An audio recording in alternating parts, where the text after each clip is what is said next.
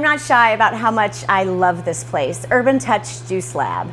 The food is fresh, it's delicious, it's filling, it's nutritious, and I didn't even mean to rhyme that. It's creative, it's art on a plate.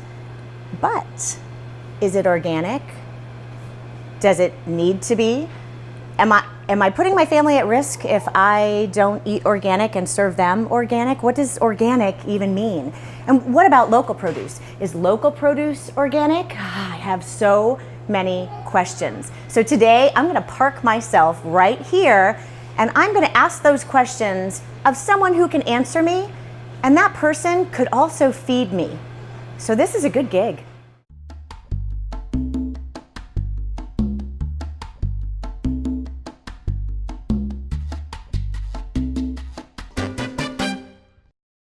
Meg is the owner of Herban Touch, and I'm going to embarrass you just a little bit. She is a local industry leader. It's true, in providing just nutritious and fresh food. My son actually calls it scrumptious. Scrumptious, that's his word for you. And I have questions. I have many questions, but I want to give you a little bit of background. So, as a wellness coach, my personal mission is to bring people back to eating simply. Just, vegetables, fruits, proteins, healthy fats, carbohydrates, all of it, because I have seen what the standard American diet, or appropriately SAD, has done. It can provide a host of medical problems that can be reversed with the food that you offer here.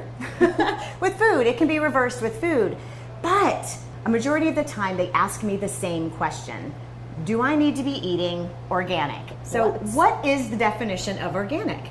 Organic simply means that it is a product that is derived from things of nature. Okay. USDA organic has some certifications that help to clarify and to just bring it a little more into light. Okay. So to be 100% organic. Now 100% organic or USDA organic? 100% USDA certified organic. 100%. It's a mouthful. Wait a minute. 100% USDA certified organic. Okay. You have to purchase your certification. Okay. Which obviously shows that you care about your products, right, at least hitting the market as organic. Okay. And then you have to go through a rigmarole of a lot of guidelines. So there are stringent checks and balances. There is a lot of trust that you can put in these products. However, there are some other taglines that are used under that certificate that are not 100% organic. Interesting. So to be called a USDA organic product, you only actually have to have 70% organic. So, for example, you have a 100% organic apple in one hand, then you have a USDA organic box of cookies in the other. The cookies, as we know, are not as good for you as the apple. Okay. However, they're also not as good for you as the apple because they may only have 70% organic ingredients, but they're allowed to use that label. Okay, so what if this is a conventional apple, not even organic? That's what we're here to talk about. I'm still going to eat the apple. I just did it yesterday. I ate a non-organic apple, and I fed one to my children. So what about local produce? So local produce I shop is local. my personal favorite. Small local farmers typically can't afford that certificate that the large corporations are paying for. Got it. So they may be using more stringent organic practices over their produce because they care about their neighbors. Organic, gosh, there's certified organic, and then the USDA, blah, blah, blah. They do not use pesticides? Or, they might. They might use pesticides. There are a lot of natural pesticides that, even in mass quantities as a pesticide, though natural and derived from natural products, can cause health issues. Okay. And then there are a lot of non-organic pesticides that may not cause health issues. Okay.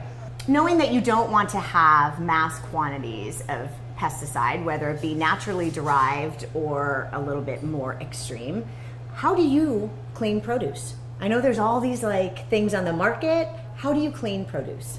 Water is really helpful. Okay. Good. Just running water and lemon oil. Lemon oil. Okay. So you could just And make that a little gets any spray like bottle. wax, any Okay. gross residue. You can actually see it in the water. So let me ask you about those lists, the Clean 15 and the Dirty Dozen. I find them incredibly helpful. You do? I Okay. do. At Herban Touch, we do follow those. Okay.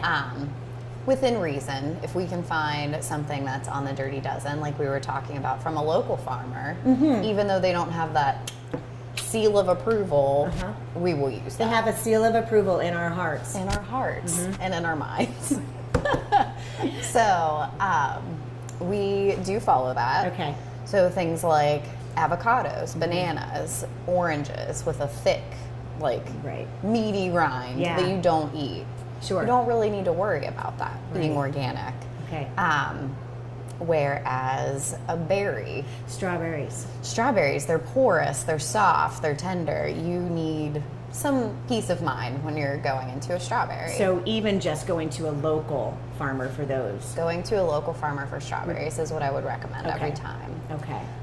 As far as some things that are kind of on the in-between, like an apple, just use your best judgment. Does that apple look like it holds nutrients for you? Probably does. Okay. Just wash it off. Well, and I do get that question as well. I can't afford organic, so does that mean I can't eat such and such? Absolutely not. Please eat the Please such and such. Eat the nutrients. Eat the such and such. Because we already learned we can just wash them with water. But at the end of the day, do you want your family to be eating vegetables or do you want them to be eating those boxed foods? Right. That's the question that people need to ask Okay. themselves. Can we chat a little bit about fear mongering in the food industry, bloggers? We don't need to name bloggers who are, I would consider fear mongers. Yes. You know, anything you eat, you're going to die from at some point if it's not completely organic or, you know, has any sort of chemical in it. Anyway, can we talk about that? Well, you can talk about that. I'm going to sip my water. We could all make ourselves go absolutely insane worrying about the toxins that are out there floating around that have the potential to be in, on, and around Sure. us. I think that being mindful is the first step. And I think that driving fear into the general public, a lot of whom are just hearing about chemicals being bad for you for the first time, is not the way to do it. Because then you end up with two extremes and neither one of them are good for your mental health. Right. That's why I like going to local farmers, local grocers, people that care about their product that you know that you can rely upon to provide you with honest information. Right. The So- stamp is a great guideline. Yes. The Dirty Dozen Clean 15 lists are a great guideline. But if you know that you need to get this amount of healthy plant proteins in your diet per day, Which Americans do. just do that. Just do it. Just eat it. Just eat it. Yeah. We could spend all day thinking about all the potential toxins that come from it, but more toxins come from not eating it. So the nitty gritty, Americans need to eat more fruits and vegetables, organic or not, period, for the health of it.